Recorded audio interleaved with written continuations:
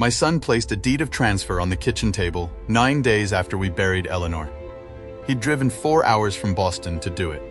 Brought flowers, white lilies, Eleanor's least favorite, which told me everything I needed to know about how well he'd actually known his mother.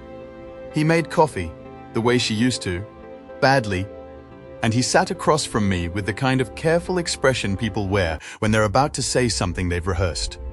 The deed would transfer ownership of the house. 200 square feet of Connecticut fieldstone on 3 acres, assessed at $1.4 million last spring, directly into his name.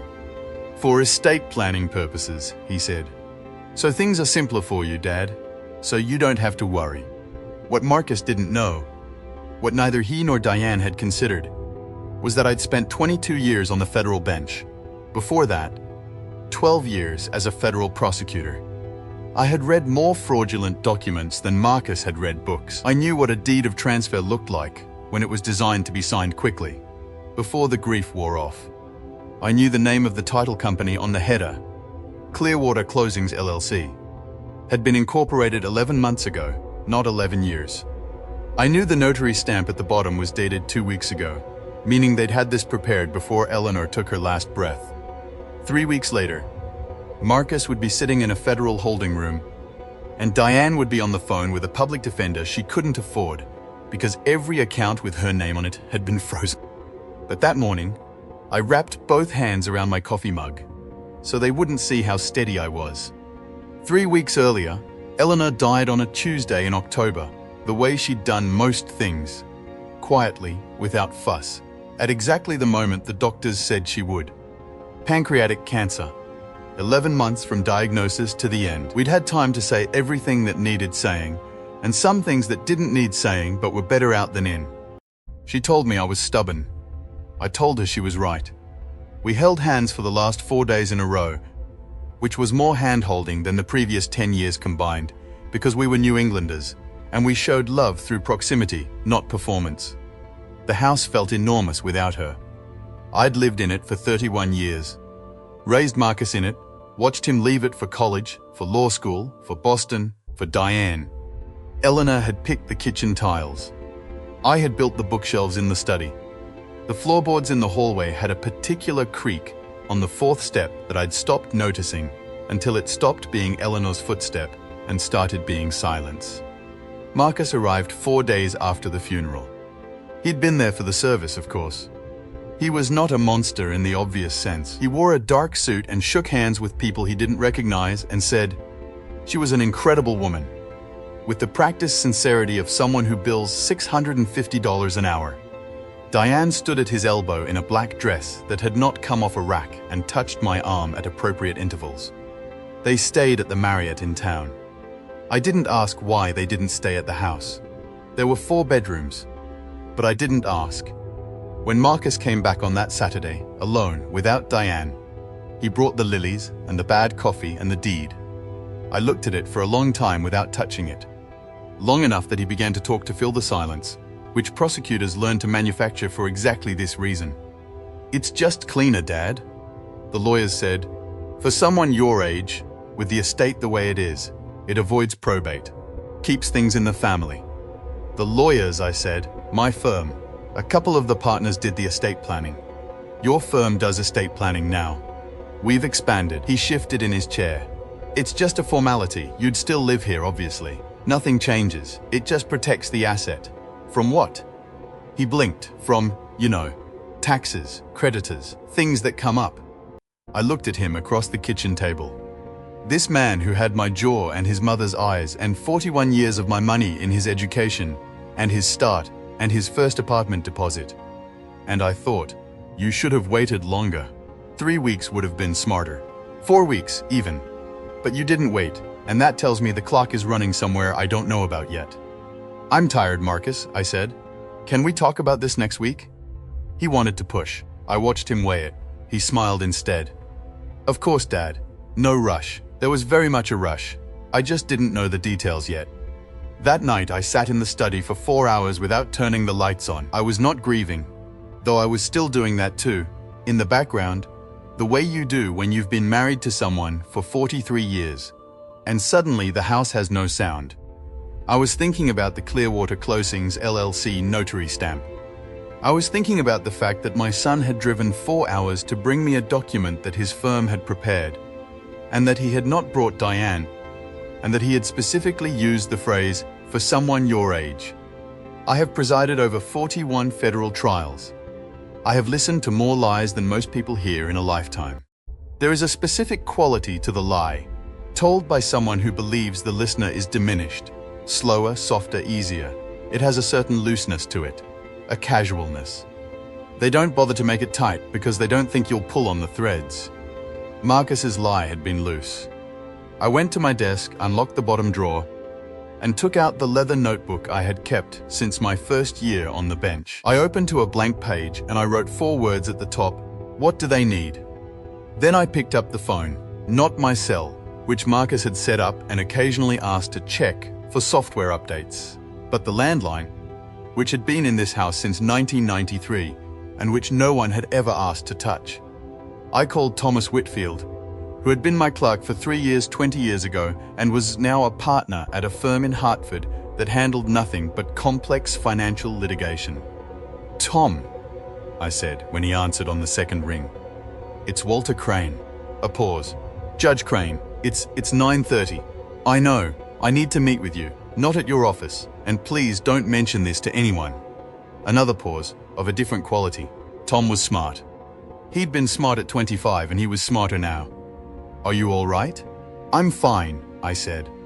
"I have a question about an LLC called Clearwater Closings, and I'd like to know the answer before I speak to my son again." Tom came to the house the next morning at 7, before the cleaning service, before anyone might notice his car in the driveway. He brought a legal pad and a thermos of proper coffee, and he sat across from me at the same kitchen table where Marcus had sat, and I told him what I knew. He listened without interrupting, which was one of the things I had taught him. When I finished, he was quiet for a moment. Then he said, "How long do you want to wait before we start moving things?" "Tell me what you can find first," I said. "Then we'll decide." Tom called back 48 hours later. He'd found Clearwater Closings LLC, incorporated in Delaware 14 months ago, with a registered agent in Wilmington and 2 members. A shell company called MDC Holdings and a name I didn't recognize, a Raymond Solis with a Providence, Rhode Island address.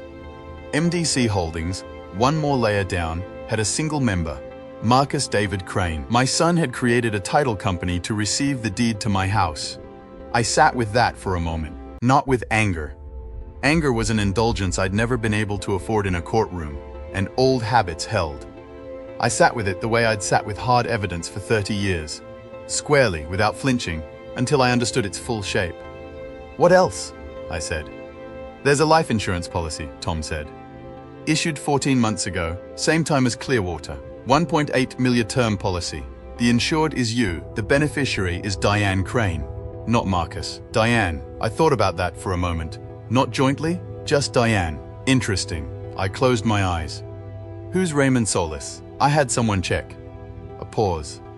"He's associated with 2 men in Providence who run a private lending operation, not licensed."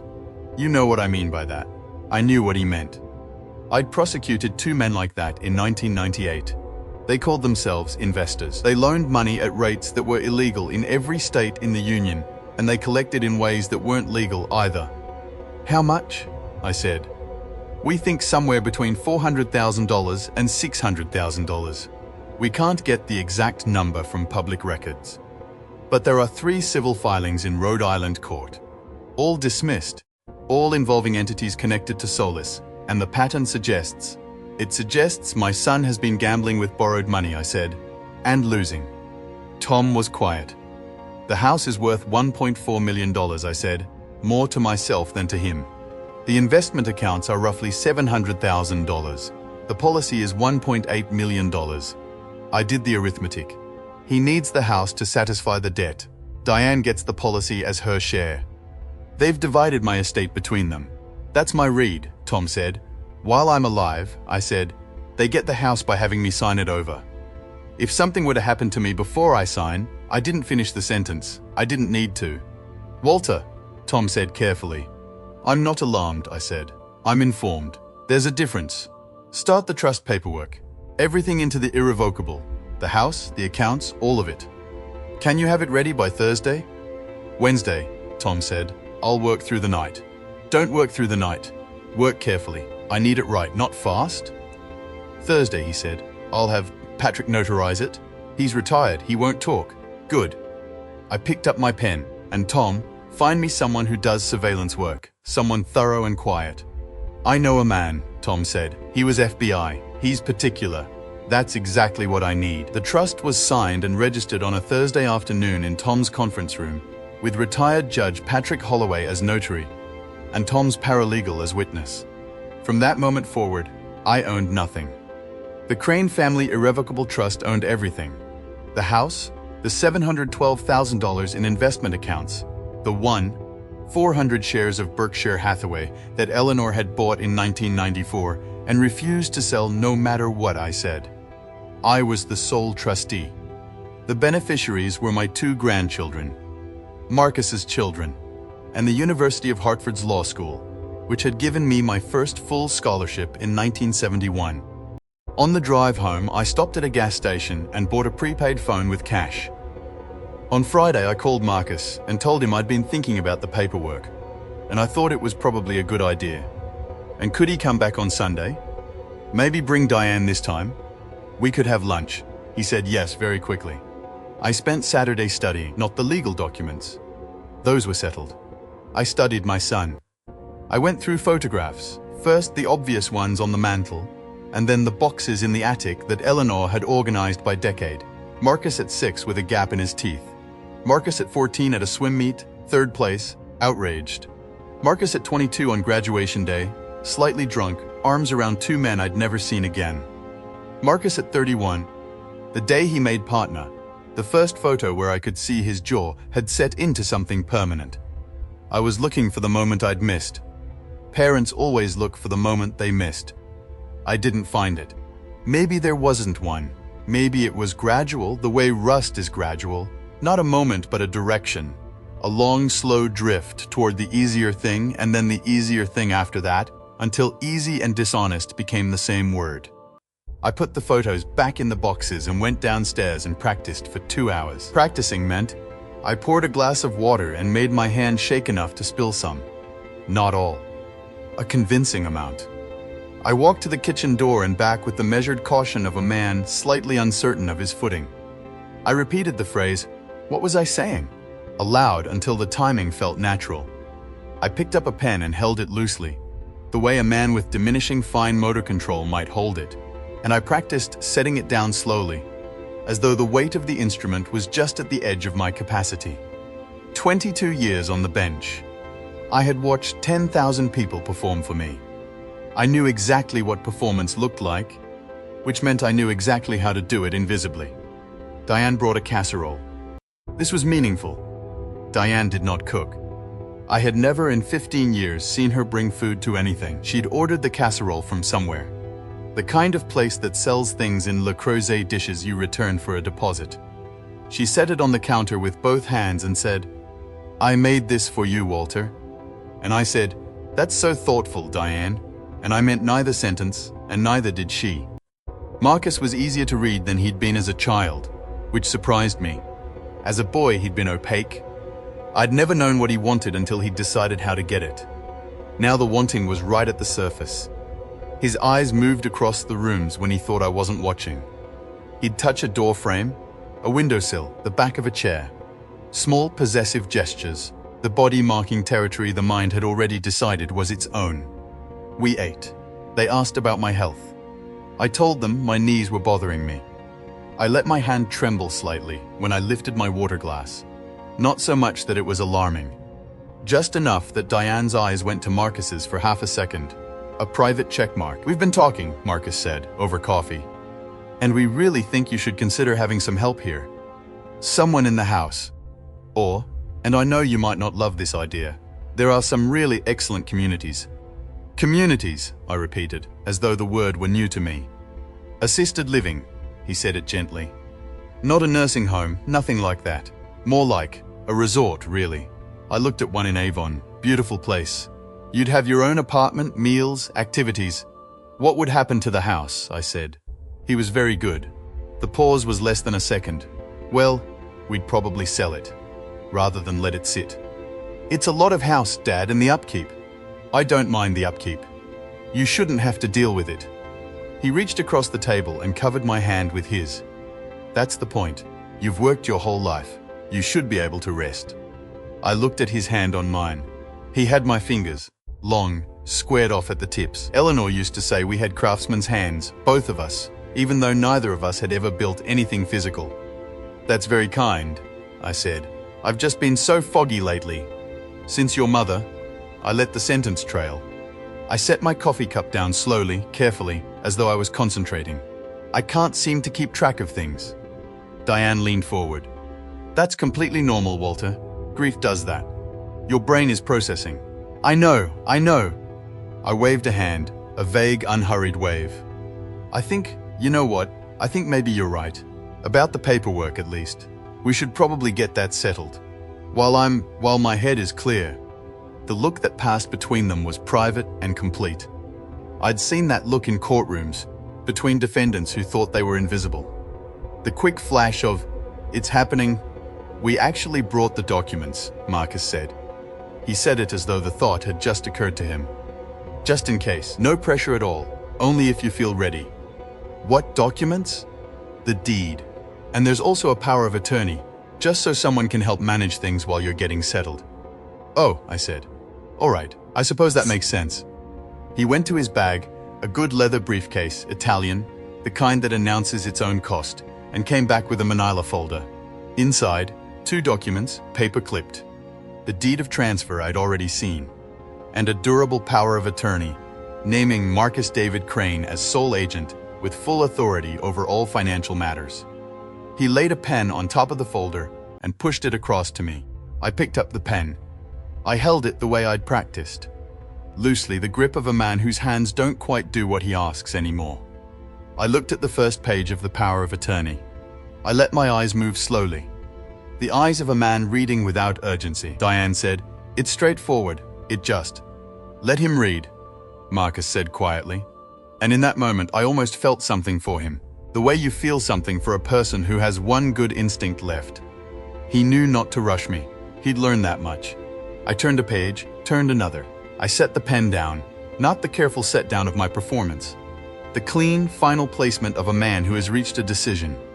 I sat back in my chair. "Marcus," I said, something in my voice. He heard it. I watched his face process it. A micro expression of confusion, then the beginning of something else. "Dad, the house transferred into the Crane family irrevocable trust 11 days ago," I said. "Tom Whitfield handled it. Patrick Holloway notarized it. It's registered with the Hartford County Land Records as of last Thursday at 2:47 in the afternoon." The kitchen was very quiet. The investment accounts transferred the same day. The Berkshire shares, the municipal bond portfolio, the savings instruments, all of it. I own none of it. The trust owns it. The beneficiaries are your children and the University of Hartford. I paused. "The power of attorney you've brought me would give you authority over assets I no longer possess. The deed of transfer would transfer title I no longer hold. They are, legally speaking, blank paper." Diane stood up. She wasn't sure why. It was a physical response to alarm, the body moving before the mind caught up. She sat back down. "Dad," Marcus started. "I'm not finished," I said it quietly. I had used that phrase in a courtroom more times than I could count. It had the same effect now that it had always had. He stopped. "Raymond Solis," I said, "of Providence, Rhode Island. I understand he has been patient. I also understand that patience has its limits, and that the limit, in your case, was approximately this month." I watched Marcus's face change color.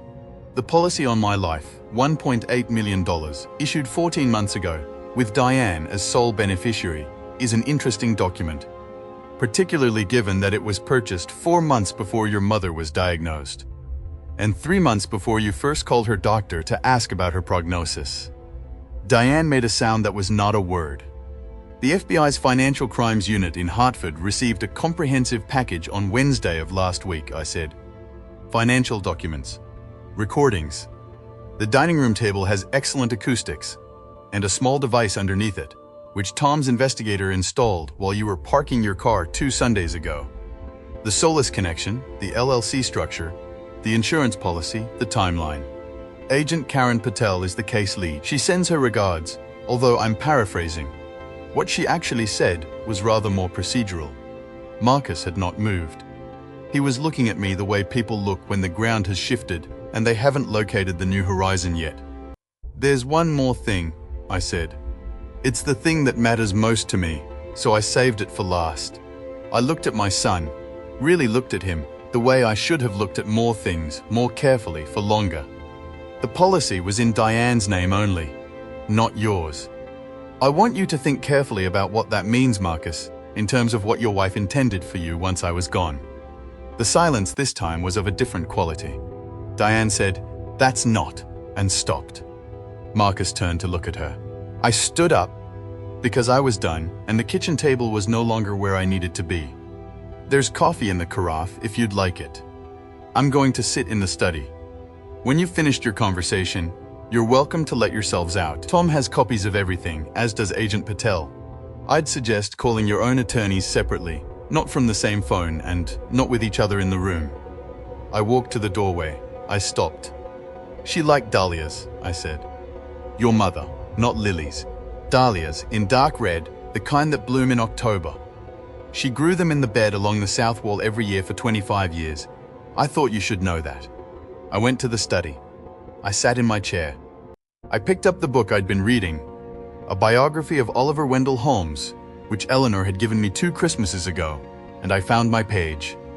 From the kitchen, I heard Diane say something in a low, rapid voice, and then Marcus's voice cut across it, and then for a while there was silence, and then the sound of the front door.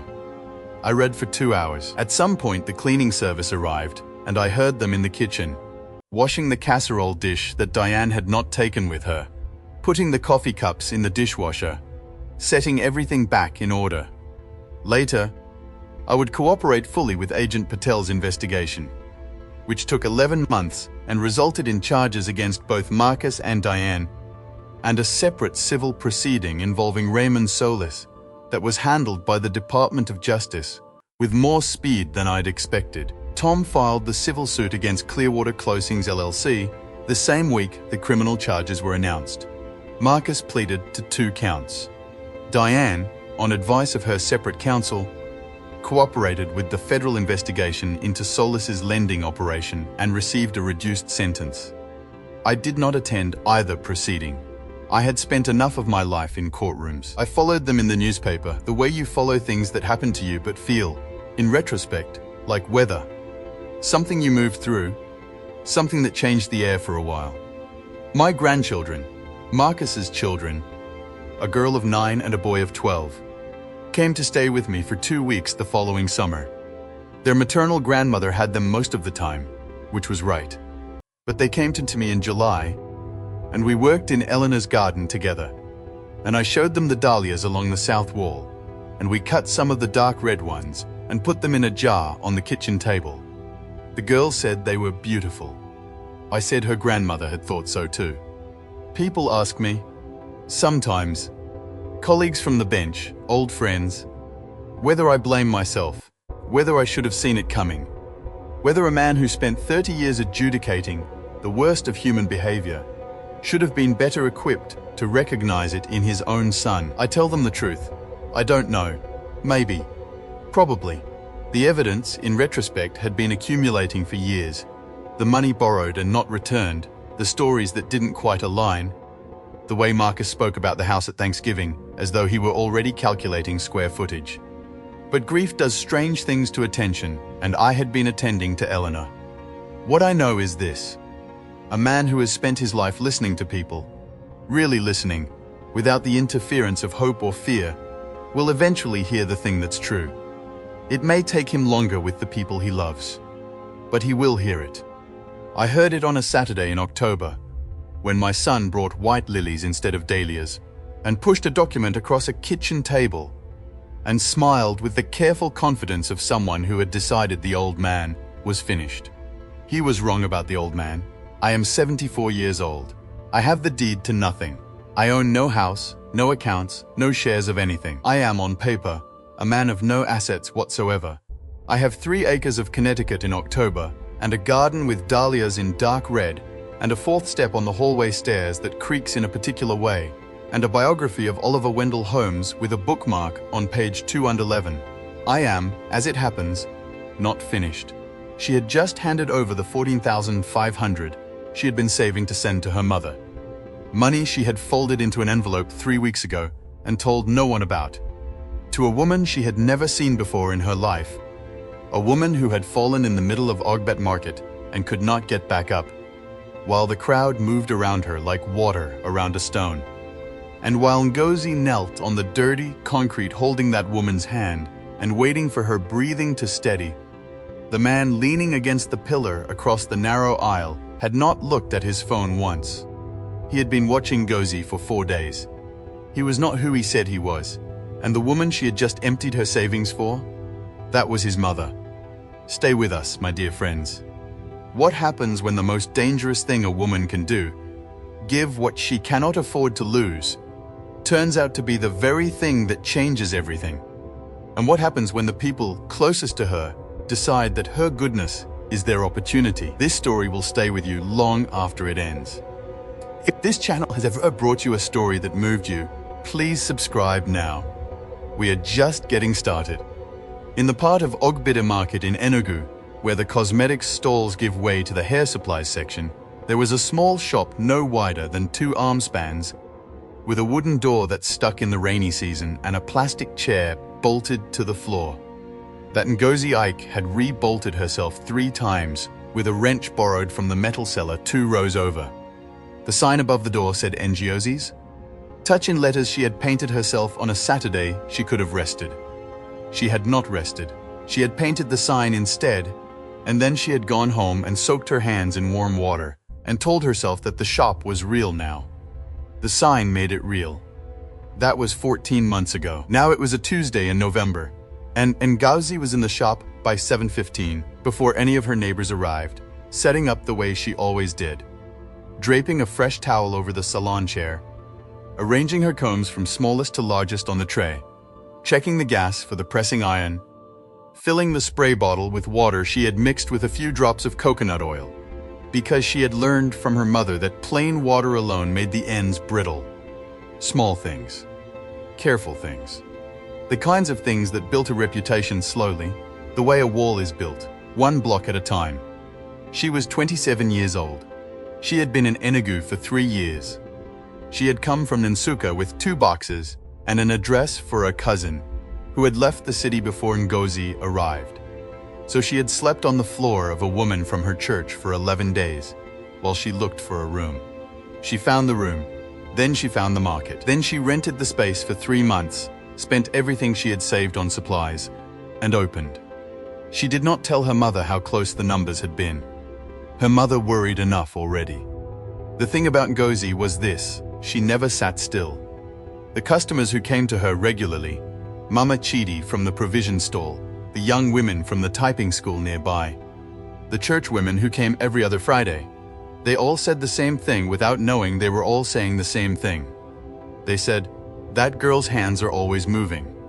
When there was no customer, she was braiding practice hair on a foam head. When she was waiting for a relaxer to set, she was tidying the products on the shelf. When there was nothing left to tidy, she was sitting at the door watching the market and calculating how many customers she needed to cover rent, how much she could send home this month, whether she could afford to buy the new edge control product that had been advertised in the hair distributor's catalog. This Tuesday, the calculation was not good. She had $7,200 in the cash box. Rent on the stall was due in 10 days. Louis $22,000. She had blue $14,500 in the envelope under her mattress at home, saved over 6 weeks, small amounts pulled from what was left after expenses, always the last thing, always the hardest thing, which she planned to send to her mother in Nsukka by the end of the week. Her mother's arthritis had been bad. The medications were not free, which meant between the cash box and the envelope, she had $21,700. She needed $22,000 for rent. She was $300 short, 300 Naira. She had been turning the number over all morning, the way you turn over a stone, looking for something under it, hoping the thing under it is better than what you expect. Ngozi. She looked up. Her sister Adora was standing at the door of the shop, handbag over one arm, a look on her face that Ngozi recognized. It was the look Adora wore when she was about to say something she had already rehearsed. "You didn't call me back last night," Adora said. "I fell asleep early. What is it?" Adora stepped inside, glanced at the empty salon chair, and sat in the plastic chair near the door, the customer's waiting chair. She smoothed her skirt in a way that had nothing to do with any crease in the skirt. "I spoke to Chukwemeka," she said. "You know his family has that transport business now. He asked about you. He wants to take you out." Ngozi kept her eyes on the comb she was cleaning. Chukwemeka, who borrowed 300,000 Naira from Uncle Chibundo and paid back 80,000 and then moved to a different street. He has a business now. Adora. He has changed. Adora. Ngozi looked up. Her voice was not unkind. It was simply finished. "I don't have time for that conversation this morning. I have 2 clients coming before noon." Adora pressed her lips together. She had a habit of pressing her lips together when she wanted to say more and was deciding whether to. She decided to. "You are too stubborn," she said. "You are sitting in this market every day like this shop is all there is. You are not getting younger, Ngozi. A woman needs her rent paid," Ngozi said. Not harshly. Simply as a fact, the way she might say that water is wet. "And I need to focus. We can talk this evening if you want." Adora stood, smoothed her skirt again, that same unnecessary gesture, and left. Ngozi watched the space where her sister had been for a moment.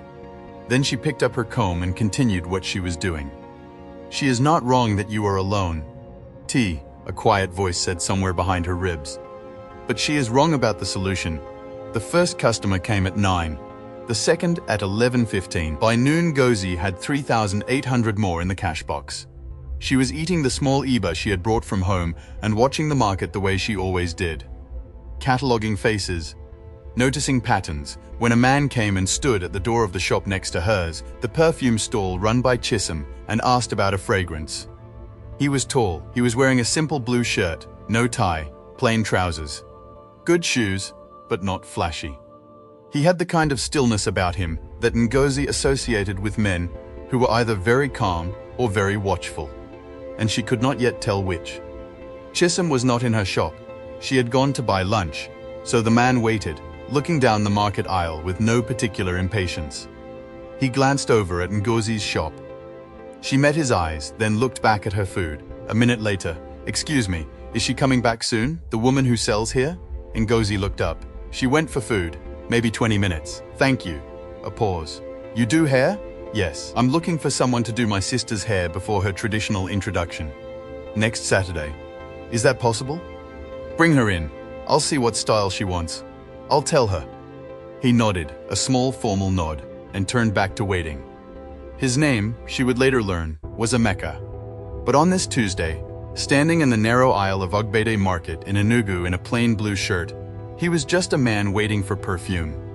"My dear friends, I want you to stay close now, because what I am about to tell you, this next part of the story, this is where you will understand who Ngozi truly is. Not from what she says, from what she does when no one is watching, or, rather, from what she does when she believes no one is watching. Because someone was watching. But we will come to that." 2 days after the man in the blue shirt appeared at the perfume stall, Ngozi was walking through the main aisle of Ogbete Market on her way back from buying hair supplies.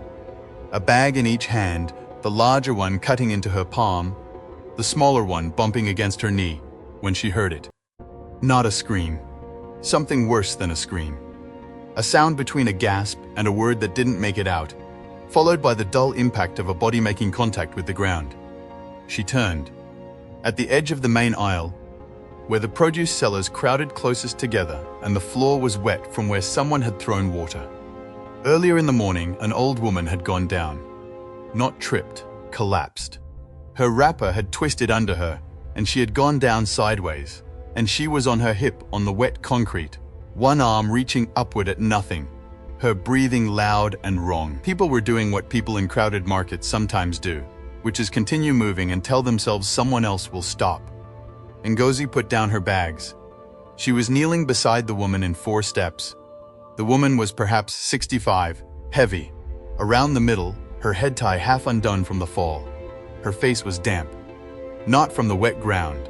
From perspiration that had come fast and from somewhere deep, the kind that comes when the body is frightened of itself.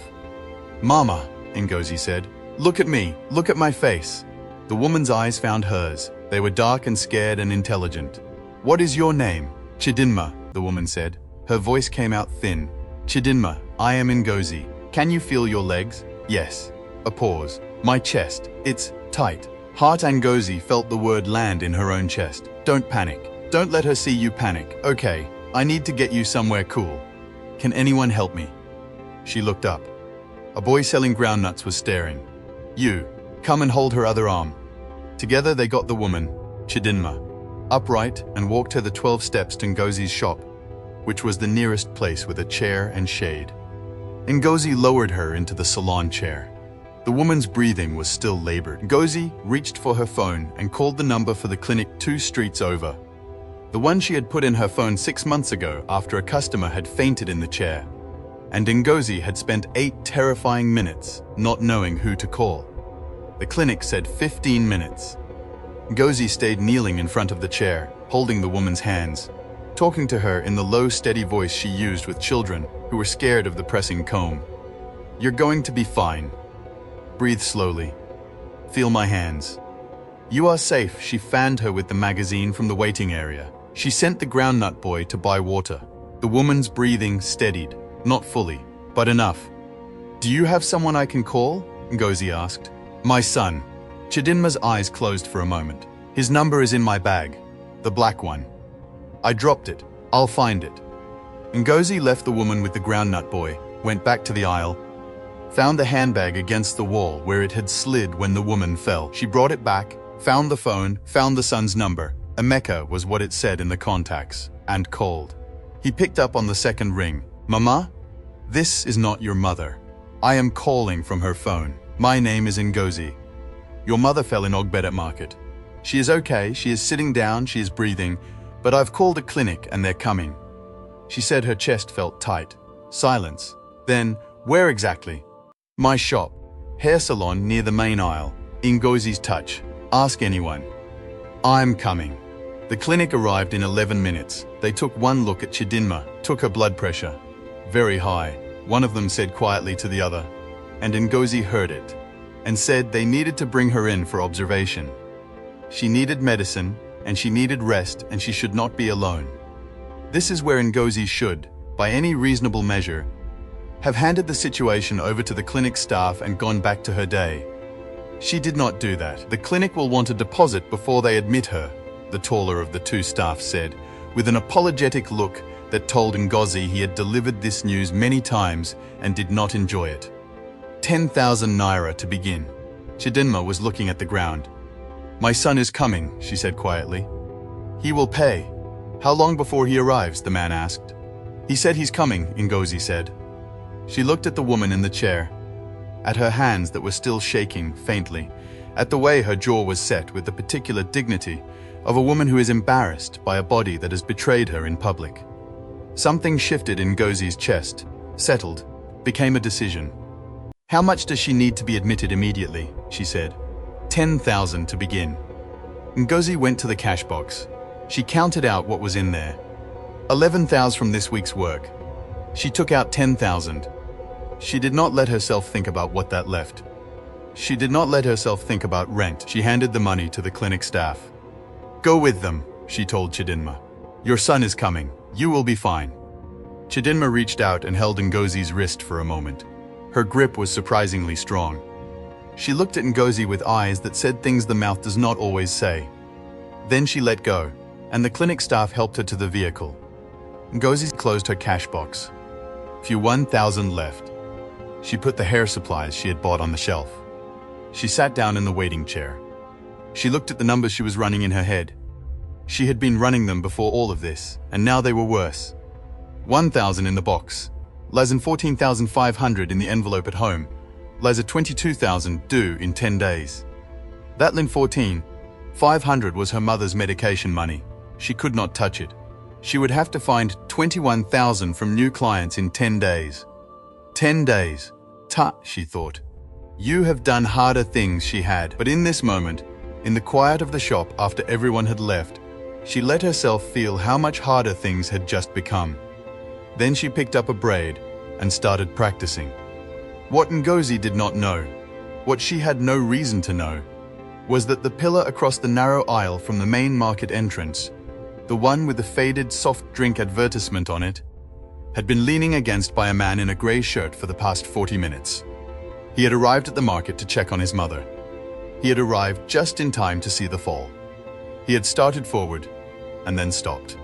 Frozen not by cowardice, but by the sight of a woman already moving, already kneeling, already speaking to his mother, in a voice so calm, it seemed impossible given the situation. He had watched from the pillar while the groundnut boy was recruited, while Ngozi organized the transfer to the salon, while she made the phone call. His phone had rung while she was speaking.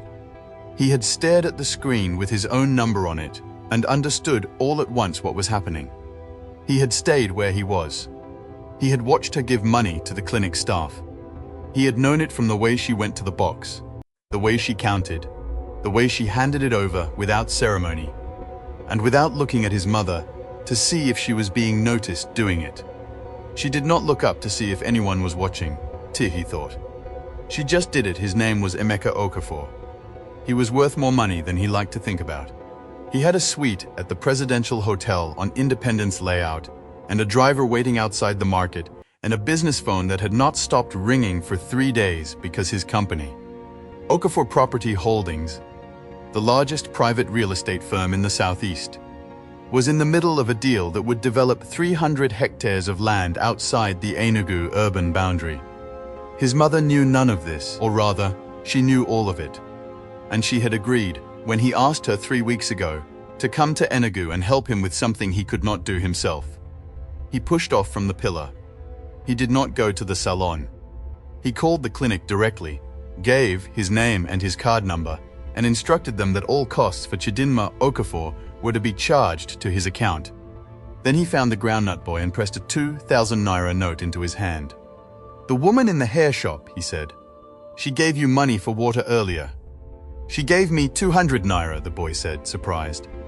"Find her. Tell her a customer left an envelope for her.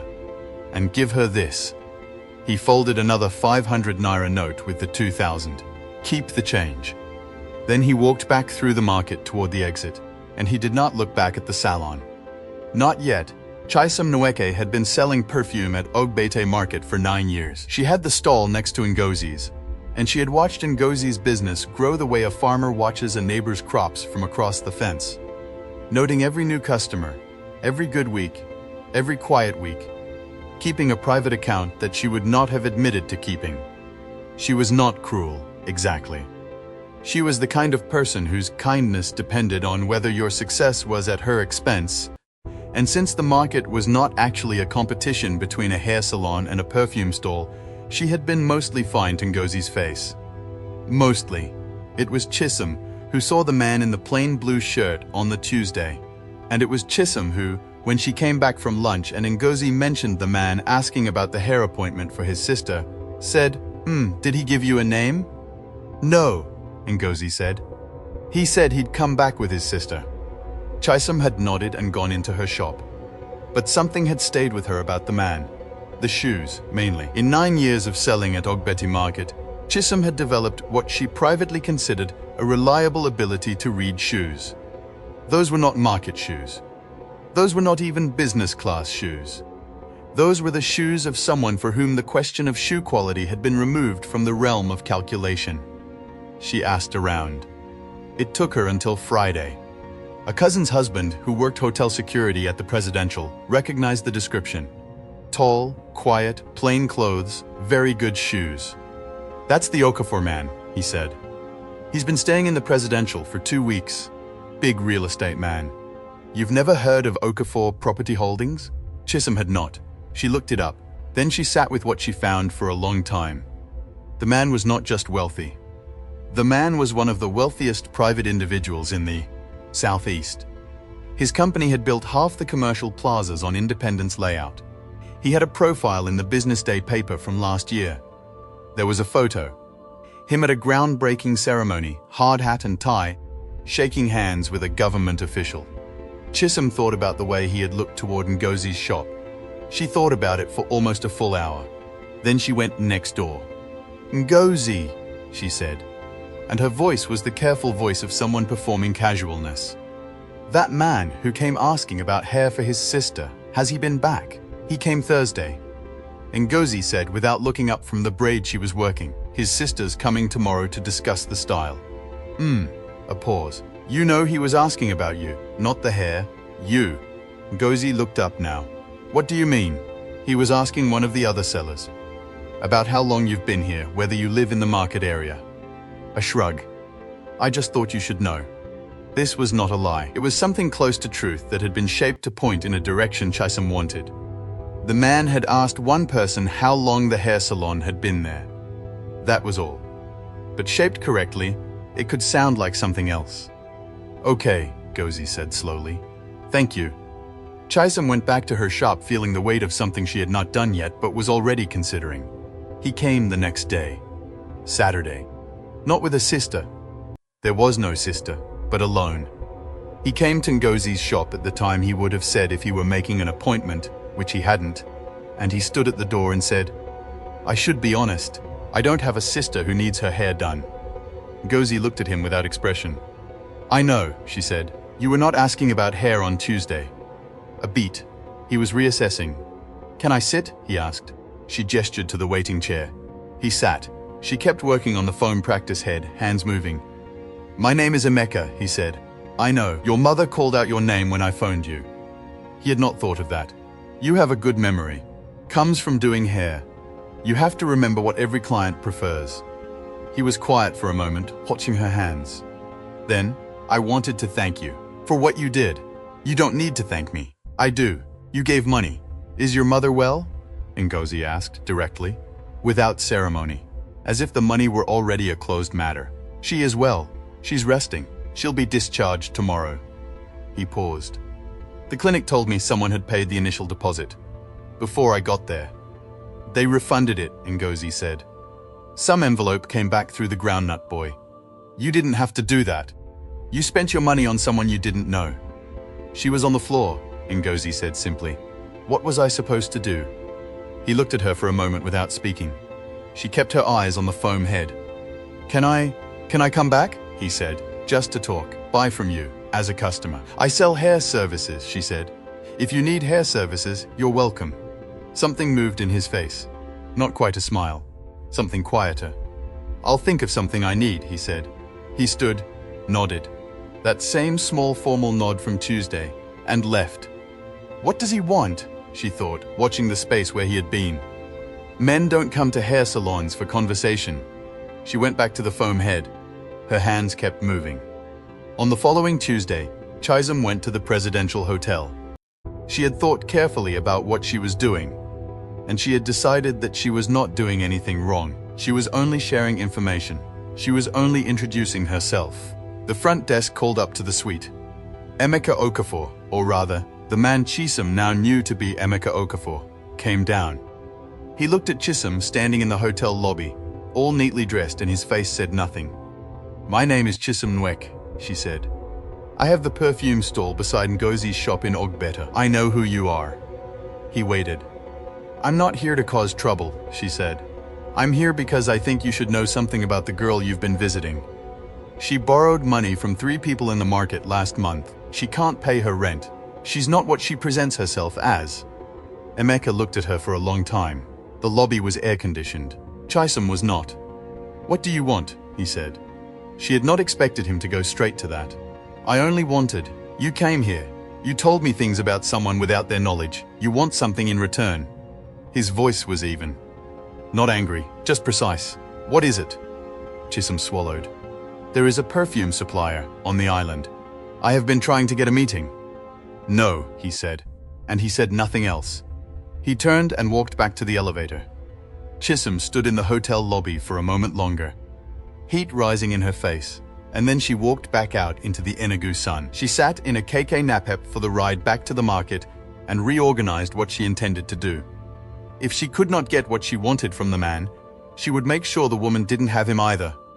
The following Thursday, Ngozi came to the market to find that the client she had scheduled for a full sew-in weave, a woman named Mrs. Okeke who came every 6 weeks and whose appointments paid $15,000, had been redirected. Not cancelled, redirected. To a new salon that had opened on the street behind the market, a proper shop with a generator and a mirror surrounded by light bulbs, the kind of place that made Ngozi's 2-arm-span stall look like what it was. The person who had told Mrs. Okeke about the new salon, Chisom. Ngozi found out from the groundnut boy who had overheard. He told her the way children tell bad news, fast, looking away, as if he didn't want to be the thing that delivered it. Ngozi put down the comb she was holding. She pressed both hands flat on the counter and looked at the surface of the counter and breathed in and breathed out. 15,000. Gone. And she had not done anything wrong. She had not done anything at all. The worst part, the part that made her clench her jaw and look away from the market aisle so no one would see her face, was that she couldn't prove anything. She had no proof Chisom had done it deliberately. Chisom would say she had only mentioned a place she had heard was good. What could Ngozi say? She could say nothing. So she said nothing. She picked up the comb. She had 2 other clients coming that afternoon. She would make something from those 2. She would work the evening. She would find a way. It was that same afternoon, Thursday 4 o'clock, that Emeka came back. He had asked his driver to stop at the market, though the driver had expressed with his eyebrows, not his words, that this was not a destination typically on their itinerary. Emeka did not explain. He walked to Ngozi's shop. She was with a client. He waited outside. When the client left, he stepped in. "You look tired," he said. "I'm fine," she said, cleaning the comb. "I heard," he stopped. He had been about to say he had heard what Chisom had done. He caught himself. He didn't know how he would explain knowing. "I have a proposal." She waited. "I have a conference dinner next Friday. I need someone." He paused, and what he was about to say sounded wrong before he said it, so he changed it. "My coordinator is looking for vendors for the event. They need someone to do hair for the 7 women attending as guests. It's 7 women, styled on the morning of the event, 1 location. They'll pay whatever rate you set, plus transport." She was looking at him steadily, thinking. "Why?" she said. "Because you're good at your job. How do you know? You've never seen my work." "I've seen how you work," he said, and then he stopped, because that was closer to the truth than he had intended to reveal. Silence. "If your coordinator contacts me with the details," she said finally, "I will consider it." He gave her the number. He did not tell her whose conference it was. He did not tell her whose coordinator would call. And it was here, in this quiet Thursday afternoon in the market, that something happened in Emeka that he had not expected. He had come with a plan. The plan was to test, to watch, to measure. But sitting in the waiting chair in this small shop, watching a woman who had just lost a client 15 zeros and client to a deliberate act of sabotage, and was holding herself together with the discipline of someone who had learned not to fall apart in public.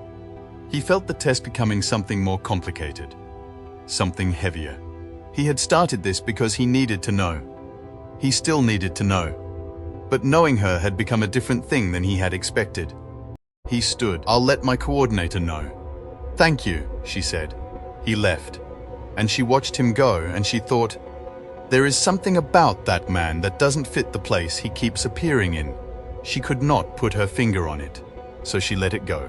She had rent to think Adaora came to the market on Saturday. This time she did not come alone. She brought a man. He was well dressed in that specific way of men who are dressed by someone else's opinion. Collar too stiff, shoes too shiny for a market visit. His name was Victor. He worked in the state civil service.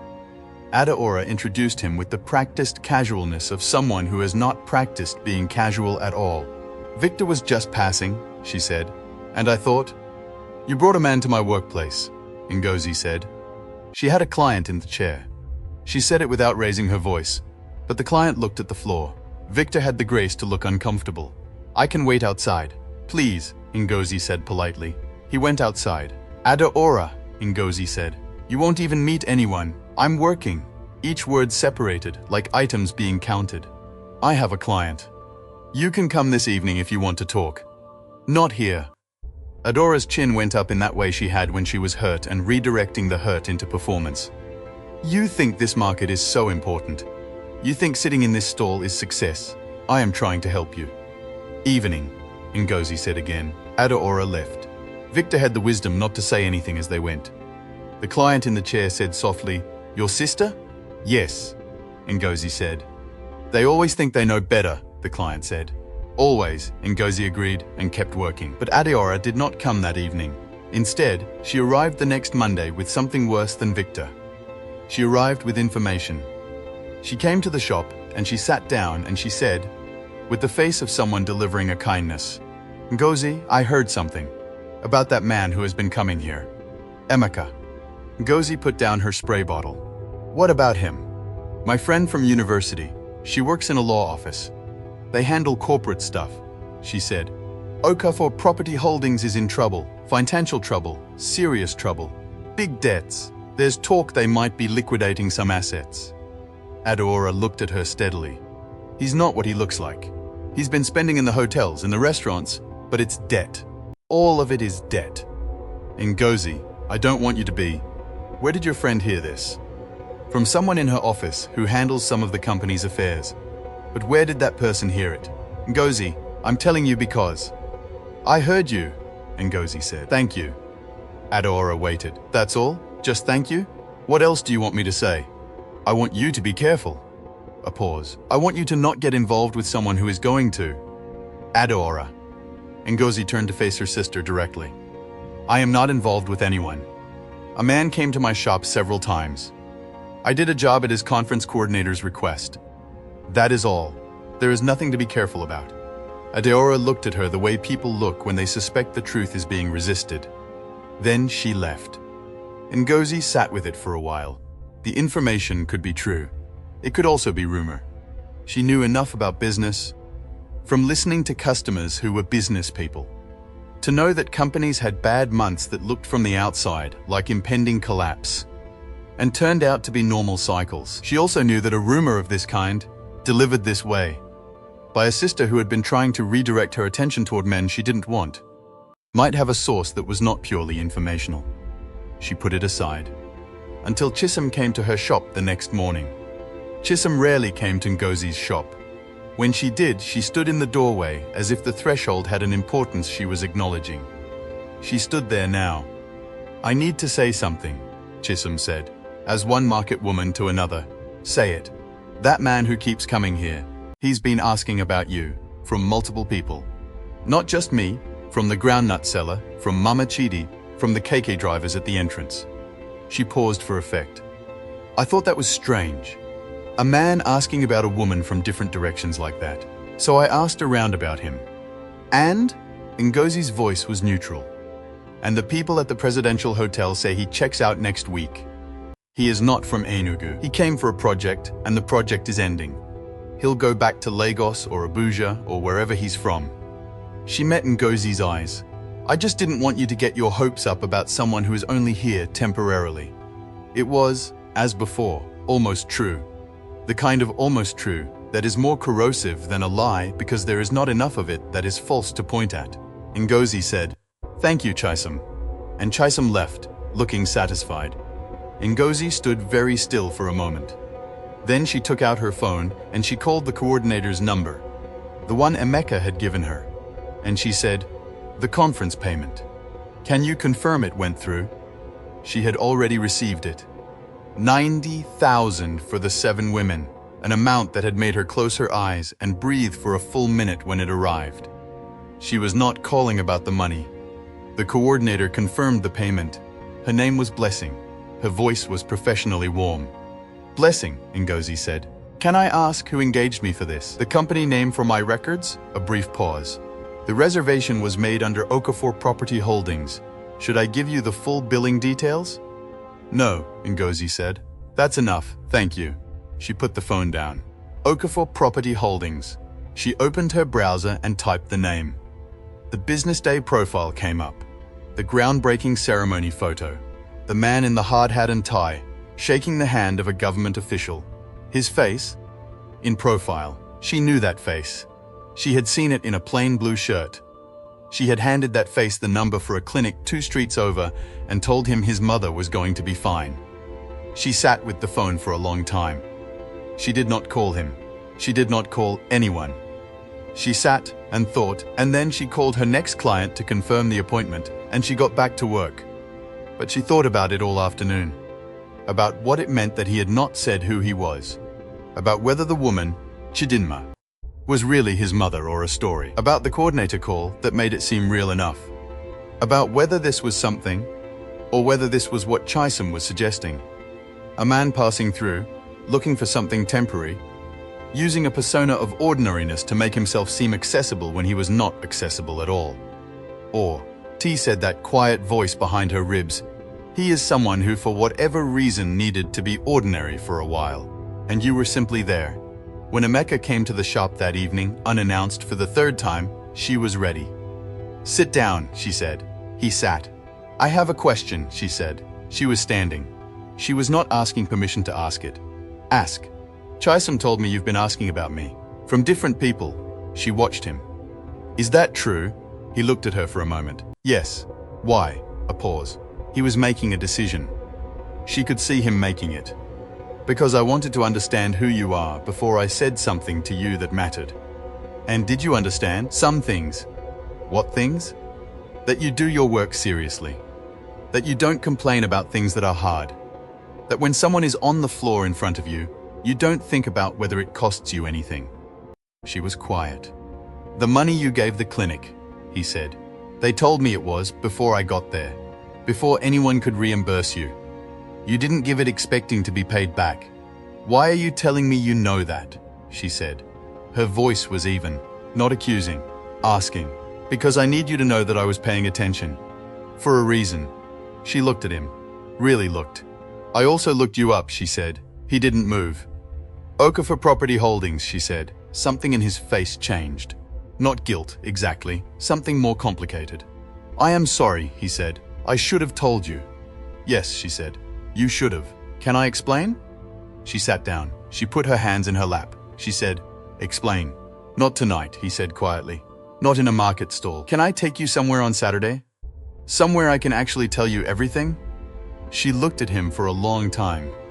And this was what Ngozi did that was different from what many people might have done. She did not make the decision from what Chisholm had told her, or from what Adora had told her, or from what the internet had shown her. She made it from what she had seen herself. A man who had come back, a man who had watched carefully, a man who had looked at her with eyes that were searching for something real. "Saturday," she said, 11 o'clock. She gave him an address. He wrote it down. He stood, nodded, that same nod, and left. And on Friday morning, the day before, Chisholm went to Adora's number, which she had gotten from one of the market women who knew everyone's contacts, and she called. She told Adora what she had found. She told Adora the date, the time, the location. She told Adora that a woman alone, meeting a man of that status, with no one to advocate for her, was a woman who could be taken advantage of. Adora, who genuinely loved her sister in the imperfect way of people who love badly, who love by trying to make decisions for those they cannot stop worrying about. Adora listened. And on Saturday morning she called 3 cousins and a family friend who knew someone in the property business. And she brought them all, unannounced, to the address Ngozi had given Emeka, which was a restaurant on Independence layout that Ngozi had chosen deliberately. Public, neutral, people around. Ngozi arrived at 10:50. Adora and 4 people were sitting at a table inside, waiting. Ngozi stopped in the doorway. Looked at her sister, looked at the table, looked at the family friend who worked in the property business. A man named Chidi, who she had met twice and who had opinions about everything. "No," she said. "Ngozi, no." Her voice was low. "You had no right to come here. You had no right to call anyone. If you cannot trust me to manage my own meetings, sit in the car, all of you. Ngozi, this man, is someone I am meeting to have a conversation. Nothing else." She held the door open. Car, or you leave entirely, your choice. Adora's face did several things at once. Then she stood. She walked out past Ngozi without looking at her. The others followed. Ngozi breathed. She went to the counter and ordered water and sat down. Emeka arrived at 11 exactly. He saw her face immediately. You okay? Yes, she said. Tell me what you need to tell me. He had been about to begin. He had ordered his water. He had opened his mouth, and he had been interrupted by the vibration of his business phone against the table. A phone he had not intended to bring to this meeting, a phone he carried out of habit because he had not yet learned how to leave it behind. He silenced it, but the person calling did not stop. 6 attempts in the time it takes to drink a glass of water. I have to check, he said. I'm sorry. He looked at the screen. His operations director. He excused himself, took the call in the lobby of the restaurant, spoke for 4 minutes. When he came back, he sat down and something in his face was different. Resolved, in the way of a person who has just made a decision on a call that clarifies everything. I need to show you something, he said. He picked up his phone. He was about to pull up something. A photo, a document, she didn't know. When the door of the restaurant opened and a man walked in who stopped 3 steps inside and stared. Emeka, he called, loud, across the whole restaurant. The man was in a tailored suit and he had the look of someone who had come from somewhere formal. Emeka Okafor, what are you doing in a restaurant when you have a meeting at the ministry at 12? Half the tables looked up. Mr. Okafor, I've been calling you. They're waiting. Ngozi went very still. She looked at the man in the suit. She looked at Emeka. Okafor, she had known the name. She had seen the profile. She had held it at a distance as information, as something to consider, as something that might be true or might be exaggerated or might be misidentified. But now a man in a tailored suit was standing in a public restaurant calling it out across the tables. Calling it out with the ease of someone who says a famous name, because there is no question about whether it is famous. No question about whether anyone around him should recognize it. Emeka said something to the man quietly. The man, his operations director, she would later learn, looked at Ngozi for just a moment with an expression that contained an apology and an assessment simultaneously. Then he stepped back toward the door to wait. Ngozi set down her water glass. She looked at the tablecloth. She looked at her hands on the tablecloth. She looked up at Emeka. You sat in my waiting chair, she said. Her voice was very quiet. You ate the Zobo drink I gave you because I give it to everyone who sits there. You let me call the clinic and tell them I didn't know when you'd arrive. You watched me count money in my cash box. He did not look away from her. You watched all of that, she said, and you said nothing. The table between them felt very wide. Yes, he said, I did. At the table near the window, in the far corner, a table that Ngozi had not known was occupied by anyone she knew. Chisom Nweke sat with a woman she had brought as a witness to whatever she had expected to see today. Chisom had overheard Adora mentioning the restaurant, and she had come early and settled in the corner to watch. She had expected to see Ngozi embarrassed, exposed. She had expected to see a woman from the market trying to position herself above her station and being gently returned to it. What she saw instead was Emeka Okafor reach across the table and put both his hands, palms up, on the surface. What she saw instead was Ngozi looking at those hands and looking at his face and making a decision that was clearly difficult and clearly, unmistakably, entirely her own. What she saw instead was everything she had come to prevent already happening. Chisom picked up her bag. She and her companion left. No confrontation, no revelation. She simply left, and the door closed behind her without anyone noticing. The operations director was sent away. Emeka rearranged the ministry meeting. They stayed in the restaurant for another hour, and he told her, 3 years ago, he said, I was engaged. Her name was Temi. She grew up in Lagos. We had been together for 2 years. I thought I knew her. He turned the water glass slowly between his hands. There was a period when I had to tell people the company was in difficulty. It wasn't true. It was a strategic narrative we were using during a negotiation to prevent a hostile acquisition. But I had to make it convincing. So I lived it for 6 weeks. I cancelled vacations. I drove myself instead of using the driver. I told people, including Temi, that things were hard. He stopped. looked at the window. Within 3 weeks, she had moved out of the apartment. Within 5 weeks, she was engaged to my former business partner, who had just closed a deal that everyone in Lagos could see. Ngozi said nothing. She did not call, he said.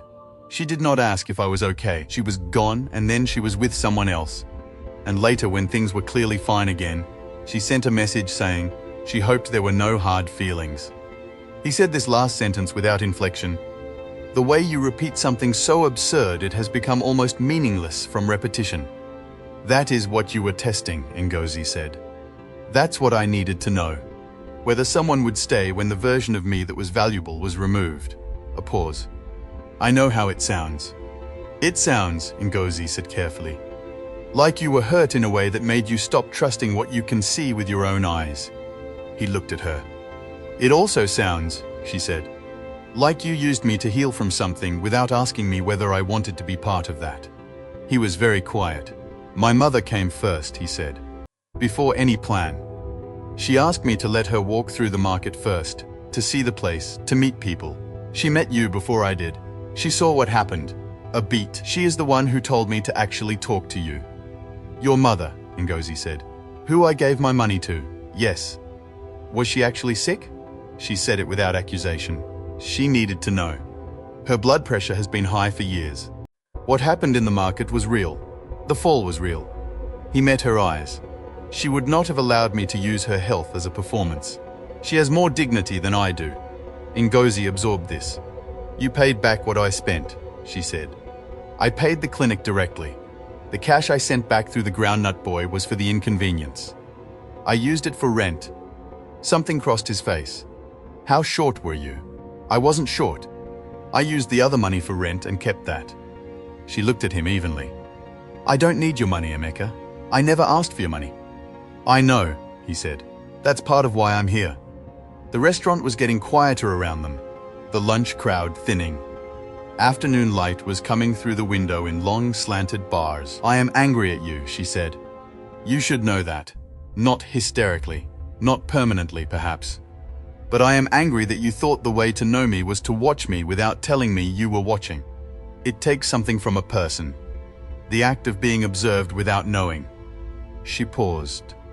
I made choices in front of you that I would have made differently if I had known who was seeing them. How would you have made them differently? I don't know, she said. That's the point. You took the choice from me. He nodded slowly. He did not argue with this. What I want to ask you, he said, is whether that anger is the only thing. She looked at him for a long time. She thought about the waiting chair. She thought about the Zobo drink. She thought about the small, formal nod, which had been consistent from the first moment and which she had trusted before she knew there was anything to trust. It is not the only thing, she said, but it is the first thing. That's honest, he said. I am always honest, she said. That is actually something you know about me, since you were paying such close attention. His mouth moved, not quite a smile. That quiet thing. Can I ask you something? He said. Yes. If I had introduced myself correctly on the first day, if I had said, I am Emeka Okafor, I run a property company, I saw your shop, and I want to come back and talk to you, what would you have done? She thought about it honestly. I would have been suspicious of your intention, she said. Not of you as a person. Of why someone with a company comes to talk to a hair seller. So you would have been watching me. We would both have been watching each other, she said. Which is more honest than one person watching the other. Yes, he said, it is. They sat with that. Your mother, Ngozi said after a while. She knows you are here today? She told me not to come back to Enugu until I had talked to you. She sounds like someone who knows what she wants. She is terrifying, he said, with a simplicity that was entirely affectionate. She has been that way my whole life. She is the reason I still call people by their names when I meet them. She said it was the most basic respect you could give a person. Ngozi thought about kneeling on the wet concrete of Ogbeta Market, saying, What is your name? Chidinma, a woman who had taught her son that. She is a good woman, Ngozi said. She is, he said, and she liked you immediately. She told me on the phone after she was discharged. He paused. She said, that girl's hands were steady. She said she could tell a great deal about a person from whether their hands were steady in a crisis. Ngozi looked down at her hands on the table. She thought about how many things those hands had built and how often they had been the only thing she was certain of. I have to think, she said, about all of this. About whether, I don't know yet. That's fair, he said. Take the time you need. And you are going back to Lagos? Not immediately. The project here has another 3 weeks. He met her eyes. And I would like to spend some of that time. Honestly, if you'll allow it. No persona. No watching. Just talking. Just talking, she repeated. If that is all you want, then yes. Just talking. She looked at the tablecloth. She looked at the afternoon light. She thought about a woman on a wet market floor, and about steadiness, and about what it meant to build things slowly. Come to the shop on Monday, she said. I have clients until noon. After noon, I have an hour. I'll be there, he said. My dear friends, we are almost at the end. But before I take you there, I want to say something, because the ending of a story like this is only satisfying, only truly satisfying, if we have understood what came before. Ngozi did not fall for a billionaire. That is not what this story is. Ngozi was already who she was before Emeka Okafor appeared in the market aisle. She was already the woman who ran her hands underwater after a long day and told herself the shop was real. She was already the woman who knelt on wet concrete without asking whether it would cost her. She was already the woman who counted money carefully and lost sleep over a 300, and sent what she could to her mother anyway. Emeka found that woman. He did not make her, and that, my friends, is important to say. Because the women who deserve good things are not the ones who are made good by love. They are the ones who were already good before love arrived. The love only has the good sense to notice. He came on Monday. He came on Wednesday. He came on Friday. 3 weeks he came, always after noon when she was free, always to the waiting chair. They talked about his work, and her family in Nsukka, and his mother in Owerri, and the business of building things, and the business of doing hair, and the particular loneliness of working for yourself in a city that did not know your name when you arrived. She learned that he had built his first deal at 24, and lost most of it at 26, and rebuilt at 29. She learned that he had wanted to be a doctor before he understood that he thought in structures rather than processes. She learned that he called his mother every morning at 7 without exception, and that his mother had nicknames for all his business partners. And the nicknames were not always kind. He learned that Ngozi had wanted to study business administration, but the scholarship had not come through, and she had decided not to be sad about it for more than a week. He learned that she had been doing hair since she was 15, first on her neighbor's children for practice, and then for money, and that she had kept every receipt from every product she had bought for the shop. He learned that she sent 15,000 Naira home every month regardless, and that in the months she could not reach 15,000, she sent what she had and said nothing about the difference. He asked her once, "Have you ever thought about expanding? A proper salon?" "All the time," she said. "I need capital I don't have." "What would it take?" "About 500,000 to do it properly. Generator, chairs, lighting, stock." She said it without any emphasis, the way you state a fact that exists independently of your feelings about it. He nodded. He didn't offer. She noticed that he didn't offer, and she respected it. On the last Thursday before his project ended and he was due to return to Lagos, he came to the shop at noon, not after noon. At noon, he stood at the door and said, "Can I take you somewhere today? Not a restaurant, not my hotel, somewhere you choose." She chose the recreation park at the GRA. They walked. It was not romantic in a performative way. No candlelight, no dramatic scenery. Just a park, just walking, just the hum of the city around them. "I want to ask you something," he said. "Ask." He stopped walking. He turned to face her. He was nervous, which she had never seen before.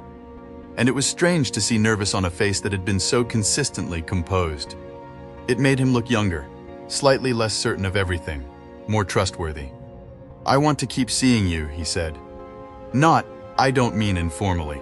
I mean properly, intentionally, with the understanding that I am interested in a future." He paused. "I know that's formal. I know we haven't been doing this long. I know you are still deciding whether you trust me. I decided, she said. He waited. I trust you enough to keep talking, she said. I don't trust you enough not to need time. Those are different things. They are, he said. If you want to see me properly, you do it properly. You ask my family, not because I need their permission. I don't. But because I am not a woman you met at a hotel. I am a woman with a family and a name and a place I come from. If you want me, you come the right way. He looked at her with those careful eyes. Then I'll come the right way, he said. Good, she said. They kept walking. After a while, she said, Your mother. She'll have opinions about all of this. She already does, he said. She has been sending me voice notes for 2 weeks. What does she say? A small silence. Then, quietly, with a kind of reverence she had not heard from him before, she says a woman who keeps her hand steady in a crisis is a woman who will be steady when everything else is not. A pause. She says she knew from the market floor. Ngozi looked at the path ahead of them. She thought about a folded envelope. About 14,500, and what it had cost her, and what it had built. About hands that were always moving because stillness was the luxury she had not yet been able to afford. She thought about her mother in Nansuka who worried, and about how next month she would send the full 15,000. Tell your mother, she said, that I remembered her name. He looked at her. The first thing I asked her, she said, on the market floor, I asked for her name. She told me and I remembered it. Tell her I still remember it.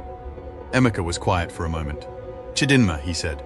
Yes, Ngozi said, and they walked on, in the afternoon light of Inugu, past the jacaranda trees, dropping their purple flowers on the path, past the children chasing each other near the gate, into the warm, ordinary afternoon of a city that had not known Ngozi's name when she arrived 3 years ago, and now at least knew her shop, and knew her hands, and knew the sign she had painted on a Saturday she could have rested.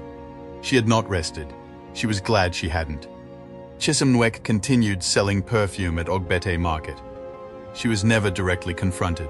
The market sees everything and says nothing, and in time the story of what she had tried to do became one of those quiet things people know without discussing.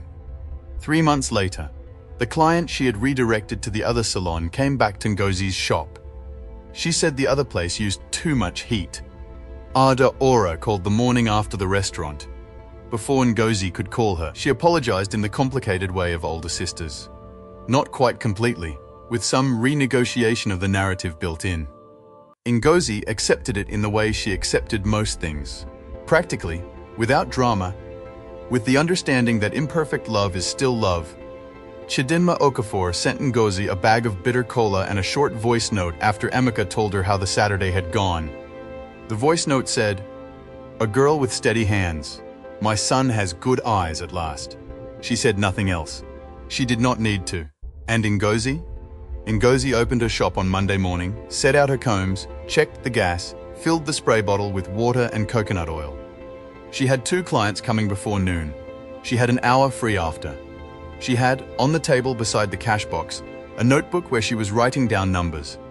Square footage, generator cost, chair models, projected client capacity. The kind of numbers that belonged to a plan. Her hands were moving. They were always moving. Dear friends, thank you for staying with us until the end. If this story moved you, if you have ever given something you could not afford to lose and wondered if it mattered, know this. It matters. It always matters. Not always to the person you expected, not always in the form you imagined. But kindness does not vanish. It lands somewhere. It is always seen. And what you build with your own hands, steadily, day by day, that is yours. No one can redirect it or rumor it away. It is simply, solidly, beautifully yours. We will be back with more stories. Subscribe, share this with someone who needs to hear it today. And remember, the work you do in the small hours, when no one is watching, that is the work that builds everything. God bless you. We will see you in the next story.